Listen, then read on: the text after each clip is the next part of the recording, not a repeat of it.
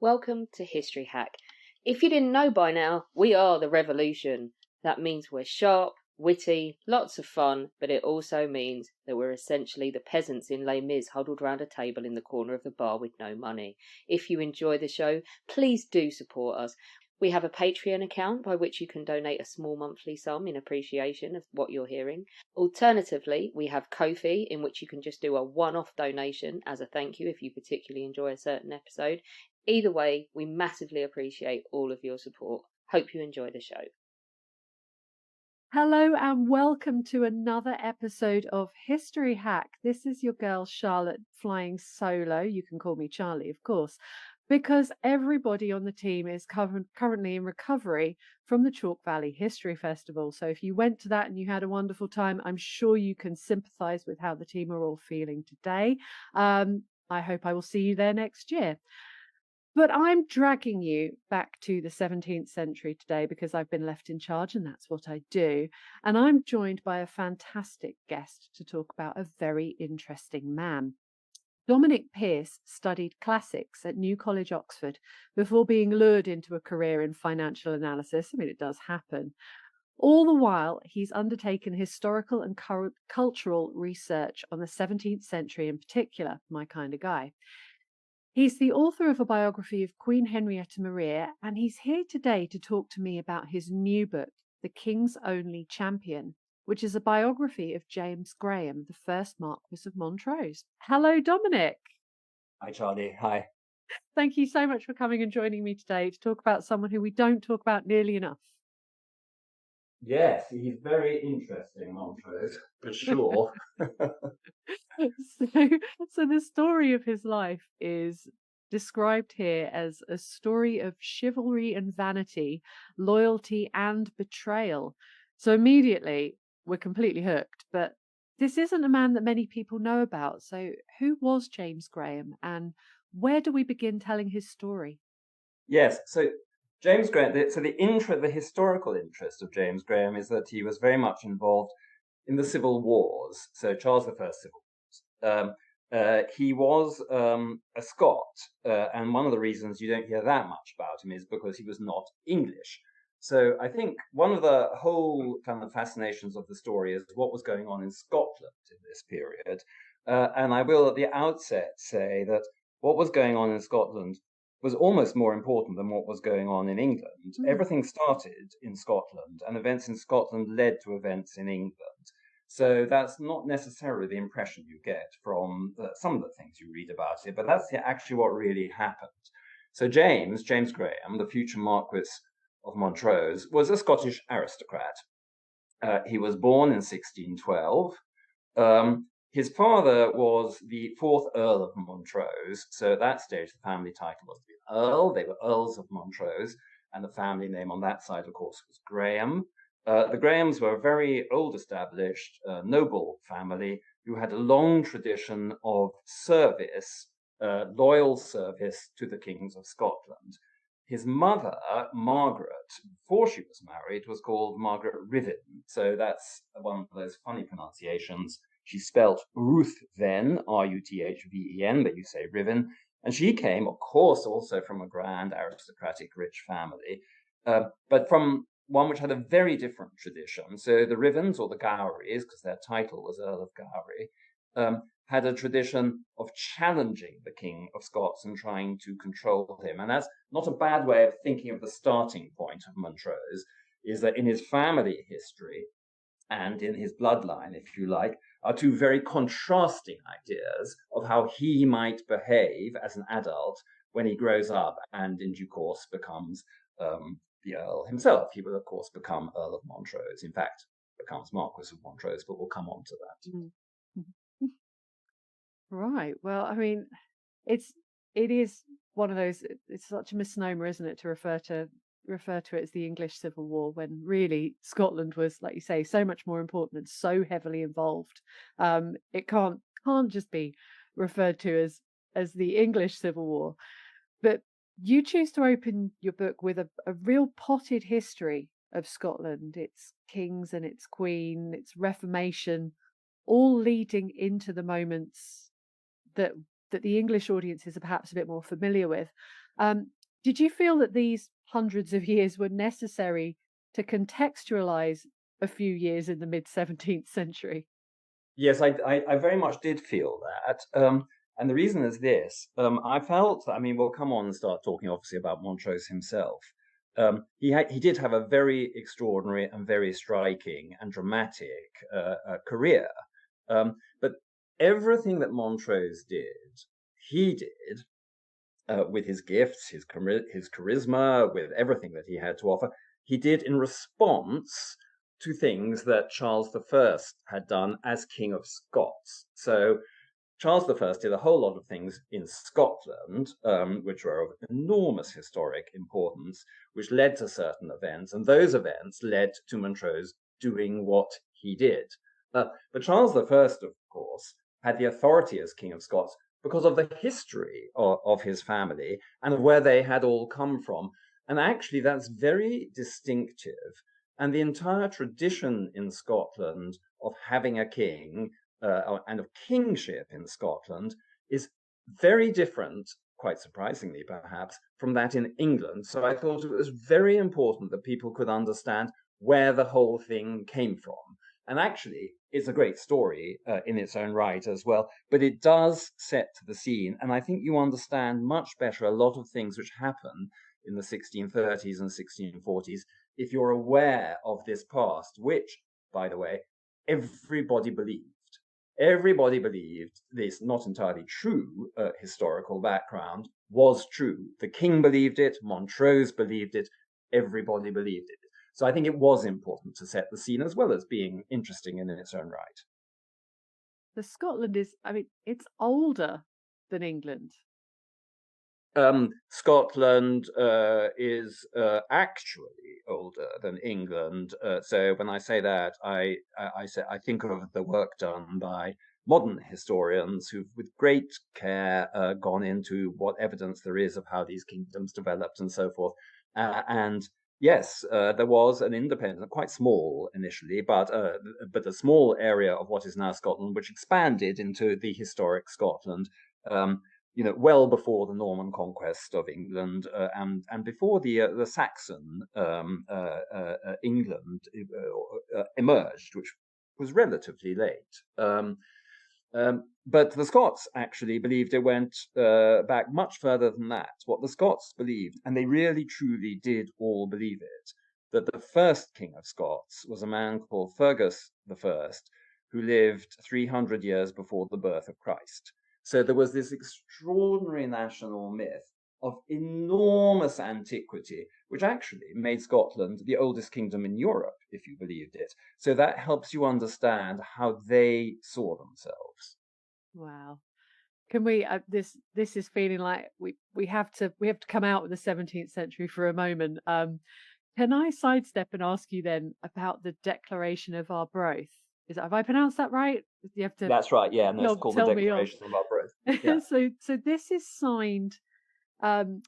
It's in support of Robert the Bruce in 1320, and it's very clear on the subject of Scottish independence. Now, what does it say, and could we still regard that as valid today? Okay, so the Declaration of Arbroath is one of those historic documents. And again, if you think of England, we talk about the Magna Carta, for example. So it's a bit like the Magna Carta in terms of its historic importance for Scotland. And what the Declaration of Arbroath was a sort of, it was a declaration of political support for Robert the Bruce. So Robert the Bruce had become King Robert I of Scotland after a period of unclarity in who should be King of Scotland. We're now in the early 14th century, so it's the medieval period, because of the old line of kings died out, and then there were a number of heirs, of whom Robert was one. So what happened was that the Plantagenet English kings, so initially Edward I and subsequently Edward III, not so much Edward II, tried to subject Scotland to their authority. So this is the period called the Wars of Scottish Independence. But the Scots, led by, among other people, Robert the Bruce, fought back and, in fact, did maintain their independence. And the Declaration of Arbroath was a statement by the barons and the knights of Scotland that they supported William I, Robert I, who is Robert the Bruce, as King of Scotland, but they supported him provisionally. They supported him provided he did his job, and his job was to keep Scotland independent of England. This is absolutely explicit. It's a Latin text, of course. It actually is sent, by the way, the person who goes to is the Pope. They want the Pope to support them in this statement, because the Pope has a kind of authority over all kings. And in fact, Robert I did continue to be king, and he was the ancestor, in fact, in the female line of the Stuart kings, who, of course, from whom our king now descends, as a matter of fact. But that's what it was. So it's not. It has a validity today in one sense, is that you can see that Scotland, the independence and the nationhood of Scotland were tremendously important right back in the Middle Ages. That is also true, and this is why I put it into my book, very much in the 17th century. And of course, this has resonance today, because we're very accustomed to the rather changing and quite interesting news flow about Scottish independence in the 21st century. So it has a historic validity, I think, is the answer to your question. Amazing. Okay, well, look, let's go back where it's much safer. Back to the 17th century, away from modern politics. So when Charles I comes to the throne, he doesn't immediately endear himself to Montrose or any of the Scots nobles, really. Tell us about the Act of Revocation. Yes, this is very important. What happens is Charles I becomes king. His father dies in March of 1625.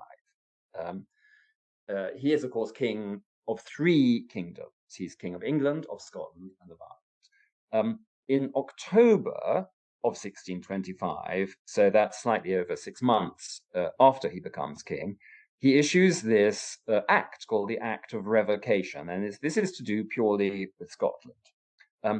And what the Act of Revocation says, to the shock of hundreds of people in Scotland, is that the king has the right to revoke all gifts of land made in Scotland to anybody at all gifts of land made in Scotland since 1540. So the Act of Revocation is made in 1625. And Charles I seems to be reaching back 85 years to 1540 to exercise a huge land grab. That's what it looks like. The problem with it is that 1540 is before the Scottish Reformation. So the Scottish Reformation takes place in 1560. Through the Scottish Reformation, in fact, also through other ways, but if you think of the Reformation, an enormous amount of the land which the Catholic Church previously owned in Scotland is transferred to other people. So it's a bit like what happened in England with the dissolution of the monasteries. It actually took a different form in Scotland, but there have been really huge land transfers because, of course, the Catholic Church was a very, very big landlord. So the amount of land which according to the king in the Act of Revocation is covered is enormous. And it all belongs to the already rich landowning classes. So, of course, it's the perhaps a few merchants may be involved, but it's largely lairds and lords who've got their hands on this land. We know, for example, and this is one of the things I say in my book, that the Graham family, so the family of Montrose, was threatened by the Act of Revocation because they had a large estate at Braco in Perth and Kinross. And that had originally been monastic land. So it looked as though the king was saying, I'm going to take all this land back for myself, which of course sounds like the purest autocracy. The reality was in fact rather different. What Charles I was trying to do was trying to find a way to put money into the Church of Scotland, the Kirk, to help educate ministers and to house them and to get the whole Scottish religious system properly financed. But he didn't say that to begin with, and it took quite a long time for this to emerge. In the end, the Act of Revocation was settled in a perfectly amicable way. There weren't large repossessions, actually, and where there were repossessions, the person who had owned the land was compensated adequately. But that took a very, very long time to take place. And the first impact of the Act of Revocation was a huge, huge shock. And of course, it was a shock to the people that the king would normally utterly rely on to support him. So it wasn't a very good start as King of Scots. Wow. And then when Charles is crowned King of Scots, Montrose doesn't show up. Why was that? And did Charles hold it against him? Yes, this is very interesting. So Charles I comes to Scotland for the first time in his reign in 1633. So he became king in 1625. The Scots have to wait 8 years before they have their coronation as king, as he has his coronation as King of Scots. He becomes, by the way, crowned King of England within a year of becoming king. So that is a bit of a problem as well. He keeps the Scots waiting. But he does come and he does get crowned. And of course, the king naturally assumes that all members of the nobility that can attend will attend. And particularly, he would expect that Montrose would come. Montrose was quite a young man, of course, at this stage, but he was old enough to turn up to the coronation. Montrose's father had been the president of the Royal Privy Council. His grandfather had been the Chancellor of Scotland and the Treasurer of Scotland. This was a very, very distinguished, long-established noble family, and the head of it, the young Earl of Montrose, should most definitely have turned up, but he didn't. We know he didn't because we have a list of the people who came, and he is, and next to his name, showing that he was expected, by the way, the fact that he's on the list, is marked the fact that he wasn't there. So we know for a fact he didn't come. I am certain that Charles I was extremely offended by this. Charles I, both in England and Scotland, put a special, rather mystical value on his relationship with the old nobility. So it was very important. He didn't, let us be honest, he did not manage the situation either in England or Scotland very well at any stage in his reign. But nonetheless, for him, he felt he had a special relationship as king with the old noble families in all his kingdoms. So he certainly would have noticed, and in my opinion, and we can tell from his behavior later, by the way, we can tell that actually he was pretty offended by Montrose not turning up. But what had happened was this. Montrose, at the time of the 1633 coronation, was actually in France. He was traveling abroad. He was actually at a military academy in Angers, near the Loire Valley in France. But what he'd had to deal with was a really terrible family scandal. And the scandal was this. It involved his sister. He had 5 sisters, and it involved one in particular, although in reality it involved 3 of them, because what happened was at this time in the early 1630s, 2 of the 5 sisters were married, and the unmarried sisters stayed with the ones who were married. So his sister Lilias was married to a man called Sir John Colquhoun of Luss, who lived on a vast estate on the shores of Loch Lomond. And her 2 younger sisters, Catherine and Beatrix, stayed with her at Luss Castle. Sir John, the husband of Lilias, fell in love with Catherine, the unmarried younger sister. And in 1631, Sir John and Catherine and a servant of St. John's disappeared. they eloped, or Sir John abducted Catherine. The truth we do not know. What we do know is they did disappear, and we know that next year the Solicitor General of Scotland, the Attorney General of Scotland, launched a lawsuit against Sir John for incest, because his sister-in-law was considered to be like a sister, so he had seduced his sister, and for witchcraft, because he said the allegation was he had used witchcraft to seduce the innocent young Lady Catherine. What really happened, we don't know. But what we do know is that Catherine completely disappears from history. So at some stage she dies. We don't know when. This is Montrose's sister. And Sir John, in fact, subsequently, about 10, 15 years later, does reappear, but without her. So this is an immensely distressing and very public scandal. So the charges against Sir John are read out in public at the Mercat Cross. So the Mercat Cross means the Market Cross in Edinburgh. Everybody knows about the Graham disgrace. And Montrose, the young Montrose, as the head of the family, of course, has a responsibility for all the other people in his family. So there is the question of what has happened to Catherine, which never becomes clear. There is the abandoned Lilias, who, by the way, is almost certainly sitting on the Luss estate, managing it. That's, women did all this work. No one ever talks about it much, but she was probably doing a very hard job of managing, abandoned, disgraced, and probably very distressed. And of course, the younger sister Beatrix, whose honor was also very important. This was a very difficult situation. And after handling it, he stays there. He keeps an eye on everything. He does his best, but then he decides he's got to get away. And that's why he goes traveling for 3 years, in fact, or slightly more than 3 years. And that's why he doesn't, in my opinion, he doesn't go to the coronation. He's in France. The postal service works perfectly well. He could quite easily have come back to attend the coronation, but he doesn't do it. And I think it's a kind of shame, is what I think it is. Wow.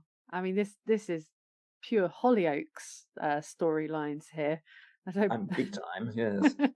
I don't blame him for, just hiding in France and just hoping that no one's talking about him, but they all are, let's face it. Well, they all are, and the problem also, Charlie, was that what Charles I liked was a very high moral tone at court. So, it was going to be a difficult conversation, if he met the king, basically. Oh dear. Wow. Okay. Well, I think we can all understand him wanting to keep his distance. So shortly after his coronation, Charles decides to give Edinburgh a lovely present.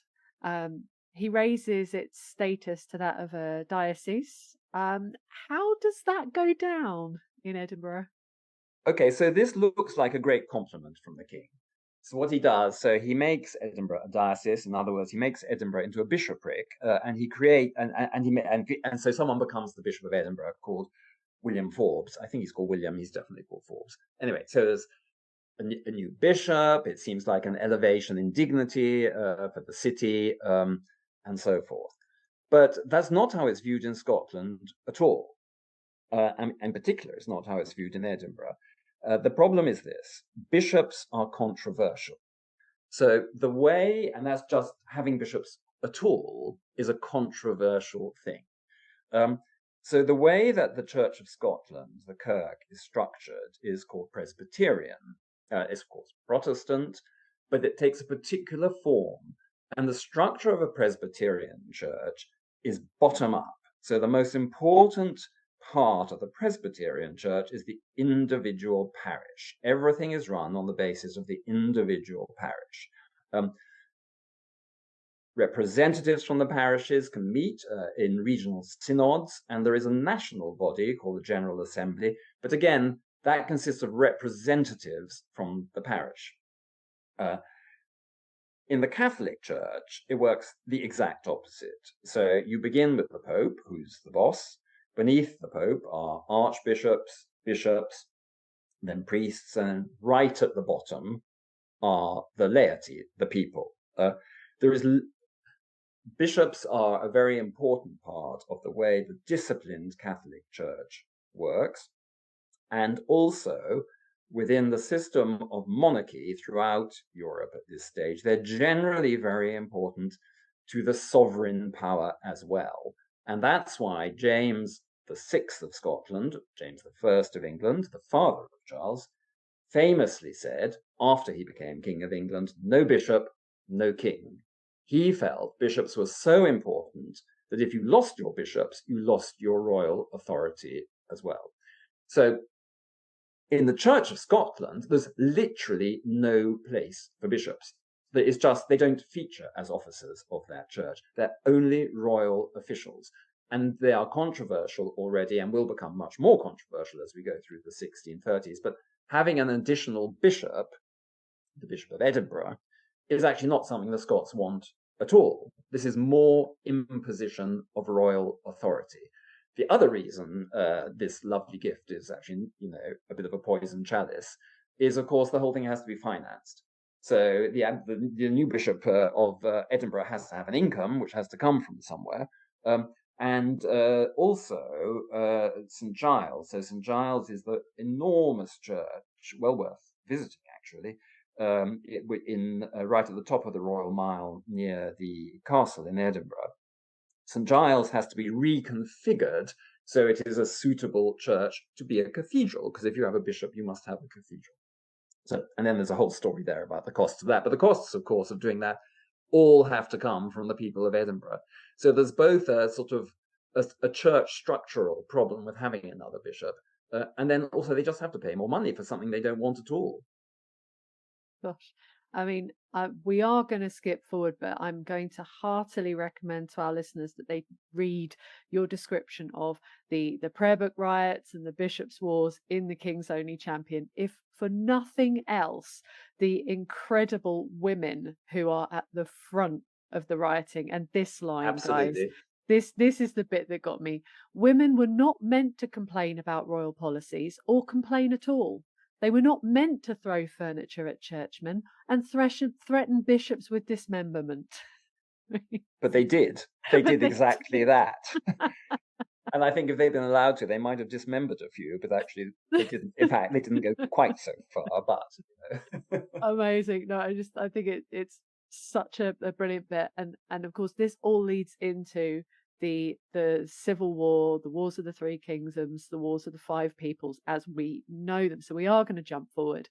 How is it that Montrose, who is too embarrassed to go to the King's coronation, how is it that he becomes the King's only champion? And what is it that makes Montrose ally with the King and stand by him through thick and thin? Yes. So this is the critical turning point in Montrose. So, as you say, first of all, he has, as it were, a bad coronation in the fact he doesn't go there. Secondly, he actually meets Charles I in 1636 on his way back from his travels, and that meeting actually goes very badly as well. And then in 1637, rebellion breaks out in Scotland. So this is the Prayer Book Rebellion, when the Scots reject the new liturgy which the king is trying to impose on them.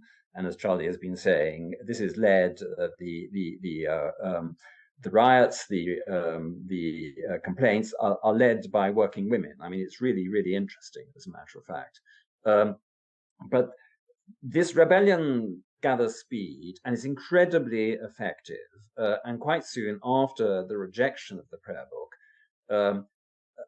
a rebel government is formed, and the government is called the Tables. And the point of the Tables is to sideline the Privy Council. So Scotland is governed through a Privy Council, but the Tables takes over.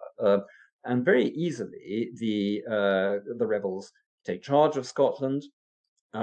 And in 1638, in February 1638, so those are events of 1637, in February 1638, a manifesto is published, and this is called the National Covenant, another famous historic document in Scottish history. And this is a description of why all these events have happened.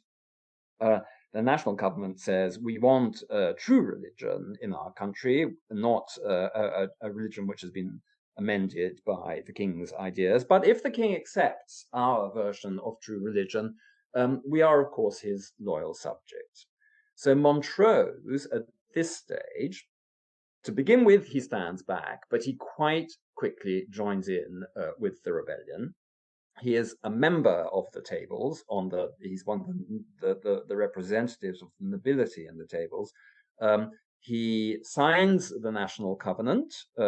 He's one of the first people to subscribe, a rather dashing, romantic signature, which you can still see.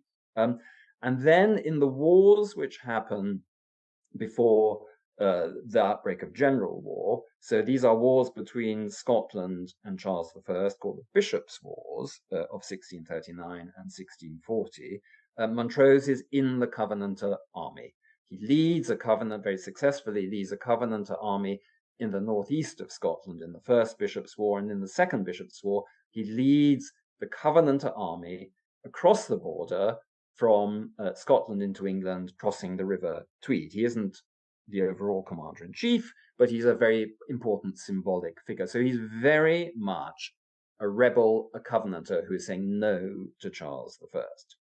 But that changes. What happens is that the nature of the rebellion changes. So there are two main events which swing Montrose's mind. The first is that someone emerges as the driving force behind the rebellion. Someone who's a bit invisible to begin with, but becomes more and more visible, and that is the Earl of Argyle, Archibald Campbell. So he's a bit like Montrose at this stage. Argyle is an earl, he will later be a marquis, but at the moment he's an earl. Argyle is a very rich, powerful noble, probably the richest noble in Scotland, because his estates are absolutely immense. He is a very convinced Presbyterian Protestant, and he doesn't trust Charles I. So it's natural that he would be a Covenanter, but he goes too far. So in 1640, what he does is he takes advice, Argyle takes advice from lawyers on what is the legal way to depose a king. The story gets out. Argyle's defense, and it's a pretty feeble defense, is that he wasn't asking for advice on how to depose Charles I. He was just asking for advice on how you depose kings generally, somehow or other. So that's theoretical. Yeah. It's just a kind of game. Yeah. But this is actually a very nasty episode for various reasons, as I go into it in the book. But it becomes clear that Argyle is driving things much further than the original protest. And Montrose just doesn't like that. And we'll come on maybe to talk a little bit about Argyle. But that's the first thing, is this advice on deposing a king. That's quite a different matter from saying we don't want a prayer book. The second thing which happens the following year, so this is in August of 1641, is a treaty assigned between Charles I and the Scots. This is called the Treaty of London. This is the formal end to the Bishops' Wars. And in the Treaty of London, Charles I accepts everything the Covenanters are saying, so he completely retracts. He says, okay, no new prayer book, no new rules for the church. He'd also introduced new rules for the kirk. But he says, no, it's fine. I withdraw those. And you don't have to have bishops in Scotland. So the king has become a listening king who wishes to live in peace with his Scottish people. And when the king does that, as far as Montrose is concerned, Charles I is playing the game. And it is now incumbent on the Scots to live in peace with their king. But he realizes that is not going to happen. So by now, Montrose thinks, okay, the balance has shifted.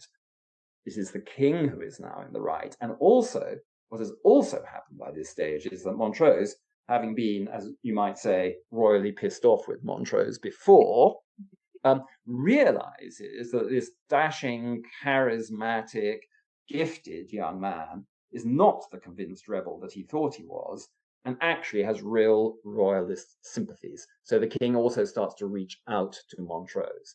So that's the first stage of the sort of conversion, if you like, of Montrose into being a royalist. And then he later becomes, so this is 1640, 1641, and then he later is given a commission by the king to wage war in Scotland, which he does with extraordinary and utterly unexpected success. And that is the year when he's clearly the great champion of the Stuarts. And he is the only such champion. No one else in Scotland is standing up in the way that Montrose does. And as a matter of fact, although Charles I has got some pretty good people in his English army, no one in England has a track record anything close to Montrose's in Montrose's year of success. So that's how Montrose becomes the champion, and really the only true champion of the king. And of course, in Scotland, Montrose has lost everything. He has been forfeited by the Covenanters. All his possessions are taken. His title of nobility is taken. He's excommunicated from the church. So it really is a kind of heroic stand. Gosh.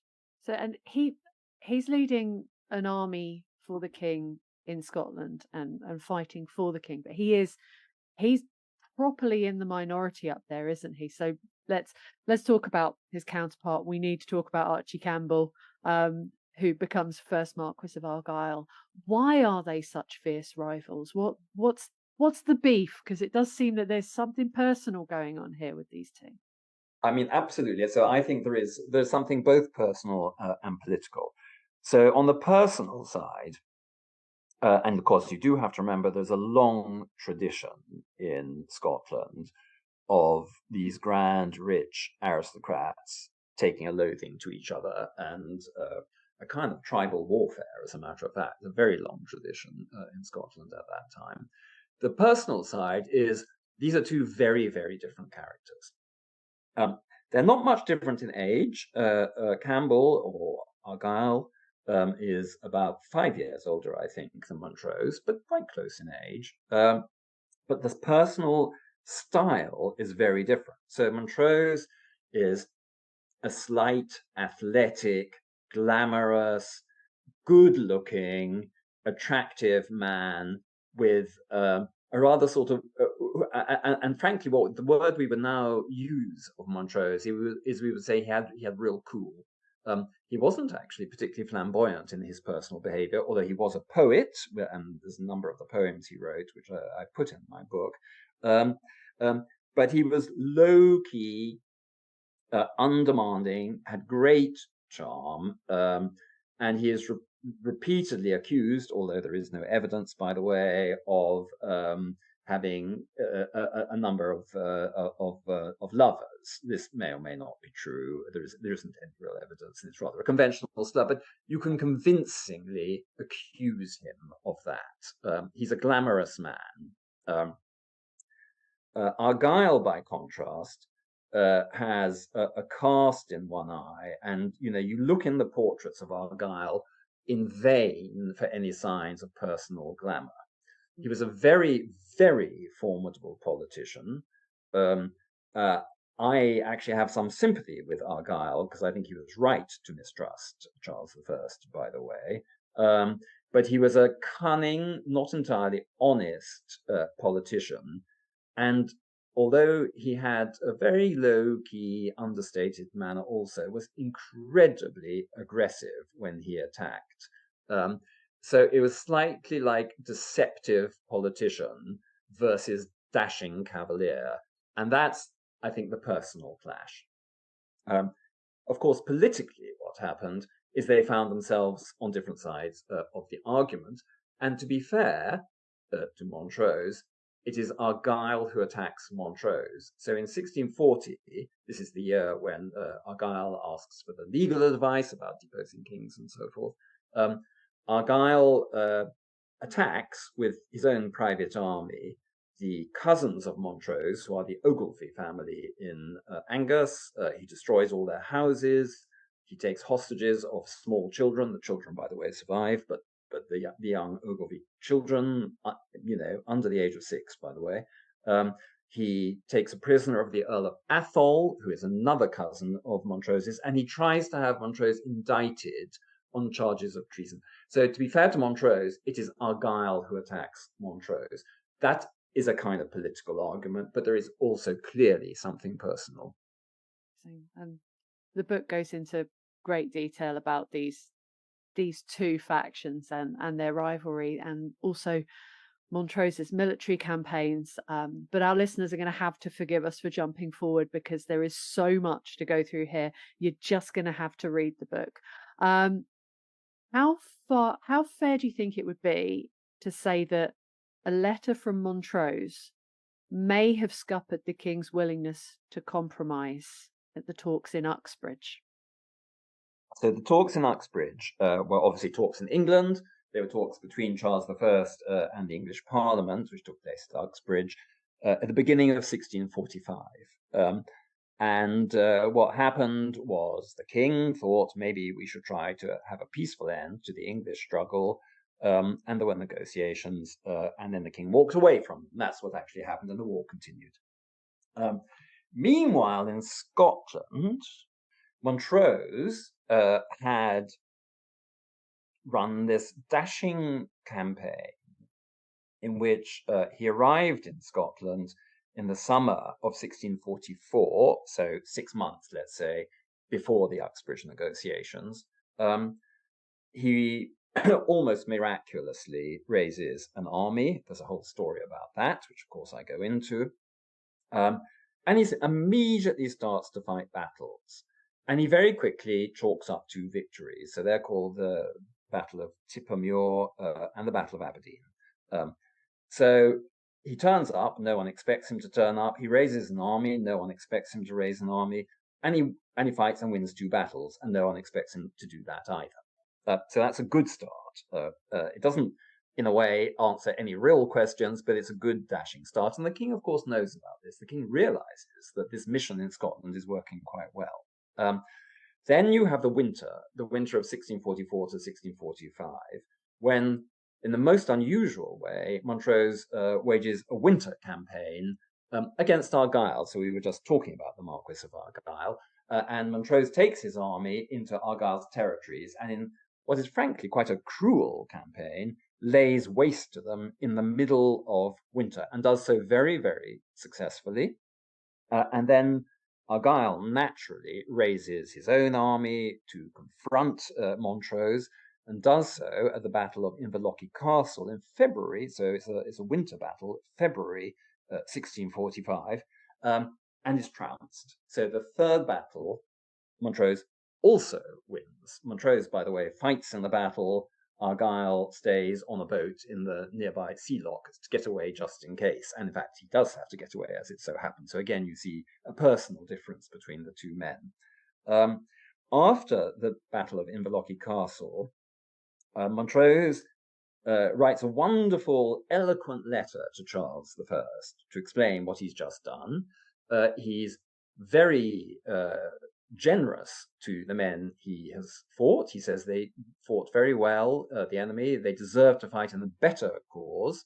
And he's basically exuberantly confident that he's kind of conquered. He hasn't, in fact, conquered Scotland, but he sort of thinks he has, just for the time being. And he said, look, this is what I'm doing in Scotland, King. What you mustn't do is accept a peace in England. He, of course, knows about the negotiations in England. And he says, do not make a peace with Parliament in England. They will make you a king of straw. This letter arrives with the king a few days before the king decides to call off the negotiations. So it probably did help the king make that decision, because he felt at least something was going well up in Scotland. However, on the whole, historians believe that Charles wouldn't have accepted the terms which Parliament was proposing in any case. So it was a bit like, if you like, I would say that letter, the famous, eloquent, moving letter, is like the icing on the cake. That's what I think it was. Yeah. So again, we're jumping forward. We know that the king doesn't compromise. We know that there's a second civil war. Fighting starts again, and Charles ends up losing his head. Well, he doesn't lose it. That would be really careless. It's taken from him. What happened in It certainly Scotland? goes, yes. It goes one way or the other. What happened in Scotland after the regicide? They weren't very happy to have lost their king, were they? And what did Montrose do? Yes, so this is very interesting. So there's two things here. First, what happens in Scotland? So when we started chatting, we talked about the medieval concern with the independence of Scotland, which again you see in the 1630s, that Scotland must be Scottish, not English, and so on and so forth. And then you get the English and the Scots, the opponents of the king in both countries, work together against Charles I. That's what happens. But now that Charles I is killed, there's a clear divergence between England and Scotland. So what happens in England when the king's head is cut off is that England is declared to be a commonwealth. It's no longer a monarchy. It's not yet, by the way, the protectorate of Cromwell. That actually comes a bit later on. But it's a commonwealth. It's a republic governed by a committee. That's what they try at first in England. In Scotland, they have no interest in committees or commonwealths. They have this mystical, powerful, many centuries old belief in the importance of having a king. And they almost immediately declare the Prince of Wales, who is as Charles II, as their king. So that is a very different reaction to the destruction of Charles I. I will quickly say it's quite a complicated acceptance of Charles II. First of all, it's a bit provisional because they say he is our king as long as he sticks to our Presbyterian church system. But nonetheless, they say he is the king.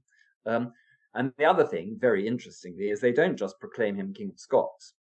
They proclaim him King of Great Britain, Ireland, and as a kind of weirdly, but it's an old tradition, as King of France also.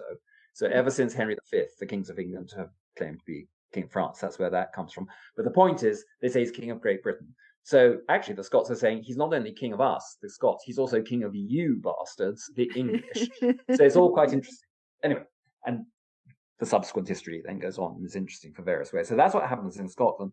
Now, for Montrose, what happens is he's very, very profoundly shocked by the king's death. He feels that Charles I has been multiply betrayed, and then his head is cut off. We have an eyewitness account of how he reacts to the news. He collapses in a faint. He is brought round. He then disappears into his private rooms, where he stays for 3 days.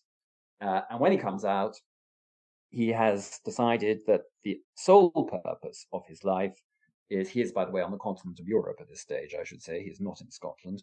The sole purpose of his life is to avenge the king. And I actually think the death of Charles I makes him a bit mad.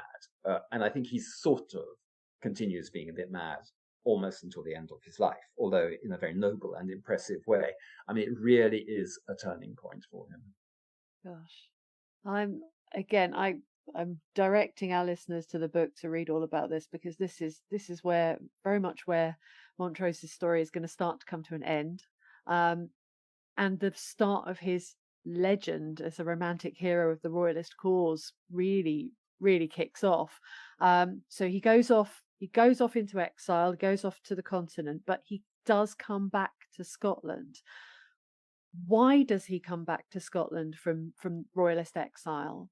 And what happened to him when he got back to Scotland? Yes, not only does he come back from exile, but you could say he comes back from a safe exile. He could have a glorious career in Europe. He could have stayed there. He's a very, very, very famous man, by the way, by now, because his chaplain, George Wishart, has literally written a bestseller about him. So he writes about Montrose's career, what he did, how loyal he is to Charles I, and so forth. And the book goes into multiple reprint editions all over Europe. So Montrose is the celebrity of the moment, but actually he doesn't accept any European jobs. He's offered a few. He does in fact accept one, but he never does it. And he comes back to Scotland, as you say, because his one overriding, driving mission now is to avenge the king. He obtains a commission from Charles II. So previously he had a commission from Charles I. Now he has a commission from Charles II. This means he can wage war legally. He needs the king's commission to be a legal general in Scotland.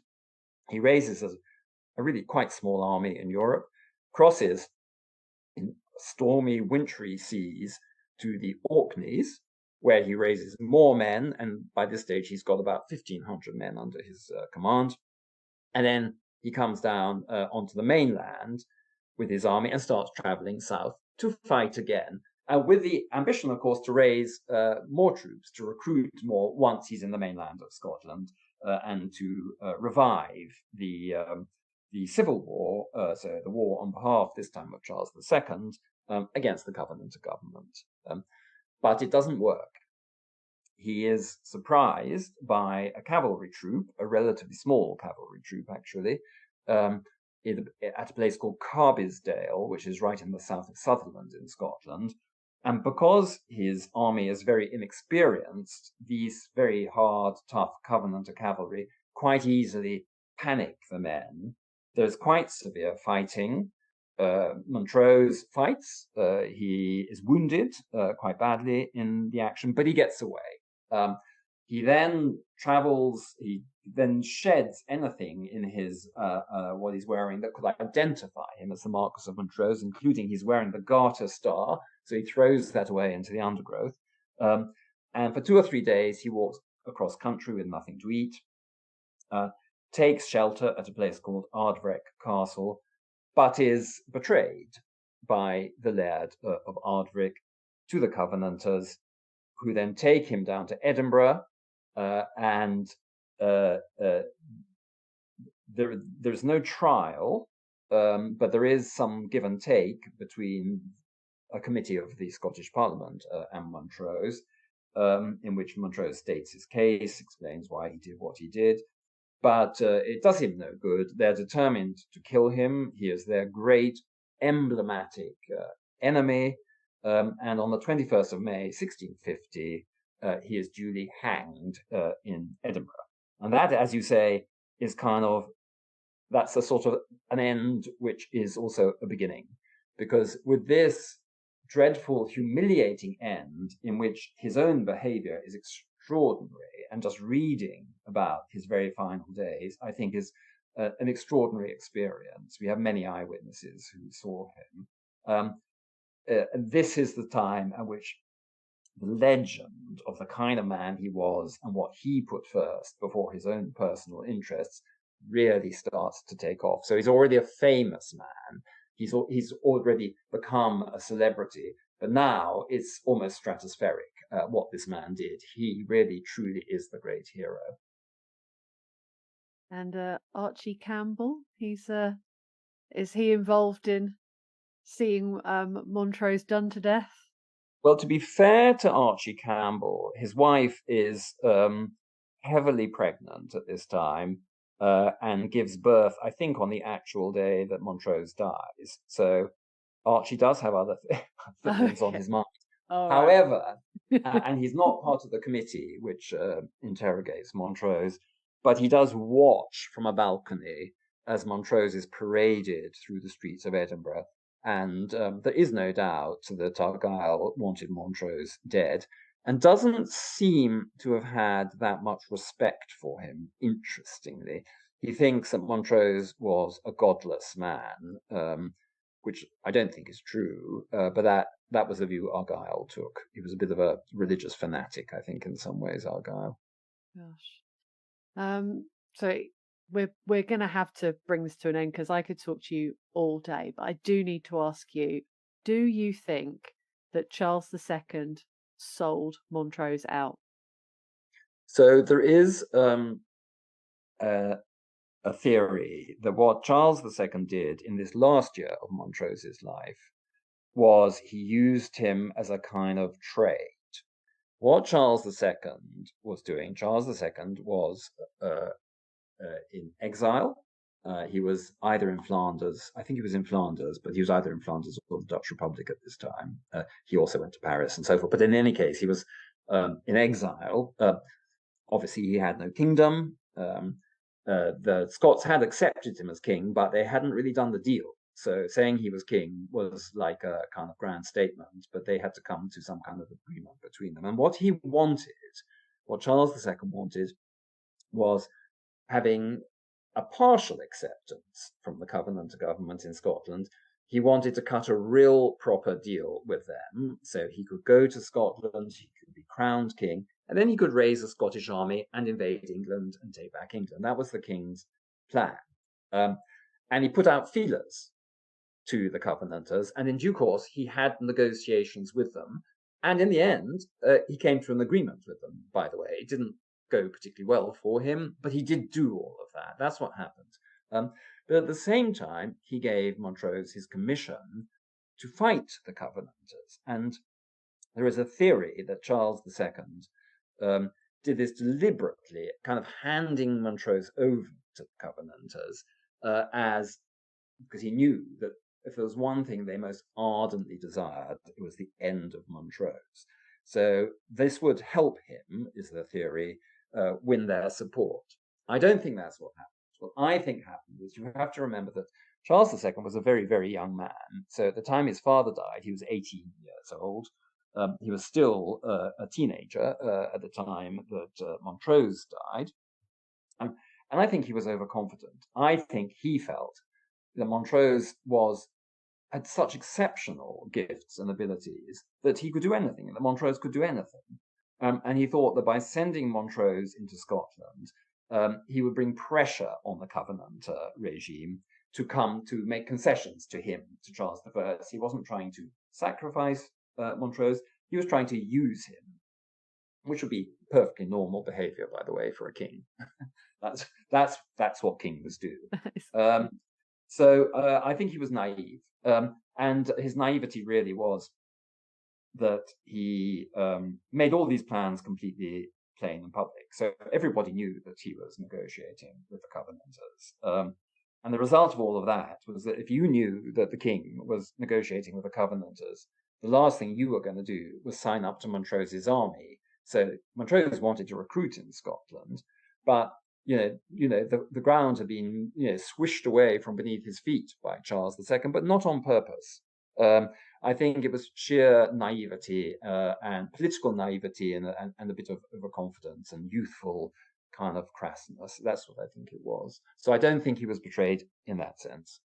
Amazing. Thank you so much for coming and telling us all about Marquess of Montrose. Our listeners can get hold of copies of The King's Only Champion. We'll pop it on our bookstore, and of course it is available in other places, but if you buy it from us, we get a cut, Dominic gets a cut, and Amazon doesn't get a cut. So thank you so much for joining us today, Dominic. It's been brilliant to chat to you. No, that was good fun. No, thanks, Charlie. I really enjoyed it. Thanks. Our incredible guests give us 45 minutes of their time to join us and talk about their work or their new book. This is just a small taster. As a result, we have launched our very own bookshop on bookshop.org, where you can find our guests' latest books, you can support them, and you can support us on History Hack. 10% of every sale via our bookshop supports the podcast and allows us to keep going and bring you more top-of-the-line guests. You can find our bookshop at bookshop.org/shop/History Hack, or search for us in the shop section. Thank you so much for your continued support. We really appreciate our listeners and supporters. So make sure you get down to the bookshop and grab yourselves a new book.